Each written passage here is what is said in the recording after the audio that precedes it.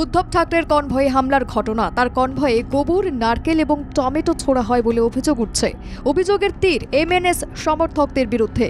জানা যায়, শুক্রবার রাজ ঠাকরের মধ্য মহারাষ্ট্রের এক জায়গা থেকে দলীয় কাজ সেরে ফেরার পথেই হামলা চালানো হয় উদ্ধবের কনভয় লক্ষ্য করে। এমএনএস সমর্থকদের তরফ থেকে দাবি করা হয়, তাদের নেতা রাজ ঠাকরের গাড়ির ওপর যে হামলা চালানো হয়েছিল সেই হামলারই পাল্টা হামলা চালিয়েছেন তারা। ইতিমধ্যে এই হামলার একটি ভিডিও প্রকাশ্যে এসেছে। ভিডিওটিতে দেখা যাচ্ছে, আগে থেকেই রাস্তার পাশে অপেক্ষারত অবস্থায় কয়েকজন দাঁড়িয়েছিলেন, যাদের হাতে নারকেল, টমেটো ও গোবর সহ নানা জিনিসপত্র ছিল।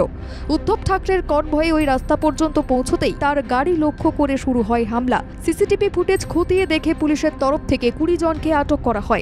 এক পুলিশ আধিকারিকের তরফ থেকে দায়ের করা হয় একটি অভিযোগ। চলে তদন্ত। তবে এখনো পর্যন্ত রাজ ঠাকরের তরফ থেকে এই হামলার বিষয়ে কোনো প্রতিক্রিয়াই পাওয়া যায়নি।